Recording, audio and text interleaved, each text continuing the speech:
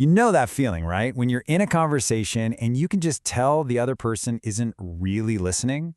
Well, today we're going to explore a really simple but profound communication secret that came out of a tense moment in a recruiter's office. It's a small story, but trust me, it has a huge lesson about how we can all truly connect. And this is it. This is the core idea. Just 4 simple words whispered by a mentor. First, let them land. It sounds a little mysterious, doesn't it? What does it actually mean to let someone land in a conversation? We're going to unpack that, and I promise it's a total game changer. So, to really get the power of this phrase, we have to go back to where it all started. Picture this, a busy recruiting office. It's a hectic afternoon, the kind I think we're all familiar with, where everything just feels urgent. And right in the middle of all that chaos, the phone rings. It's a candidate, and you can just hear the frustration in their voice. They're agitated, and you get this powerful sense that they feel completely unheard. And how you handle this very next moment, well, it's crucial. Now look at this contrast. Our first instinct, right, especially when we're busy, is to fix things, to jump right in with solutions and just move on to the next fire. But the mentor's reaction is the complete opposite. Just a quiet hand held up, a signal to pause, to just wait. And that one simple gesture from the mentor, well, it leads to 3 simple but really profound rules for what it means to truly listen. This approach seems so passive, but it's actually an incredibly powerful strategy. So this is it. This is what it means to let them land. It all starts with the basics. Don't interrupt, just let them get everything out. Then, and this is the hard one, you have to fight that powerful urge to immediately fix their problem. And finally, maybe the hardest part of all, just give them space. Let a little bit of silence do the work. So what happens when you actually do this, when you ignore your gut instinct to fix, and instead you choose to just listen? Well, the result is this surprisingly fast and really powerful transformation.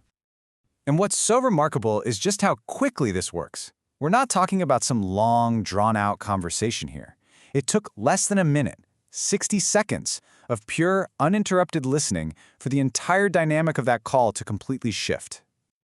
Just remember where that candidate started. They were tense, they were frustrated, and they felt totally and completely unheard. That was the emotional state that needed to be navigated. And this is the transformation. Just by being given that space to land, all of that tension, all that frustration, it just dissolves. It turns to calm. And you got to remember, not a single solution was offered. Not one. And this, right here, is the key takeaway from the whole interaction.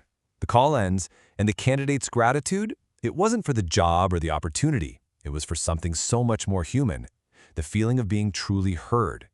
They were thanked for the patience, not the product. You know, this story reveals a core principle of communication that goes way beyond recruiting. It's about shifting our focus away from trying to be perfect and towards simply being present. We put so much pressure on ourselves to have the perfect answer, right? The cleverest comeback. But this story shows that what people often need most from us isn't our brilliance, it's our presence, our clarity, and our emotional steadiness. It's just about being a calm anchor in their storm. And that last one, emotional steadiness, that is really the key. It's the ability to offer that presence and clarity even when everything around you is total chaos. It's about staying grounded so that someone else has a safe space to land. Okay, so now let's turn this lesson inward. Let's think about this. How does this apply to our own lives, in our own conversations, both at work and at home? This really challenges us to think about our own habits, doesn't it? Are we just hearing the words that someone is saying, or are we actually creating enough space to understand the emotion and the real meaning behind them? So I'll leave you with this to think about. When was a time in your life that true, deep listening made all the difference? A time you felt truly heard, or maybe a time you gave that gift to someone else?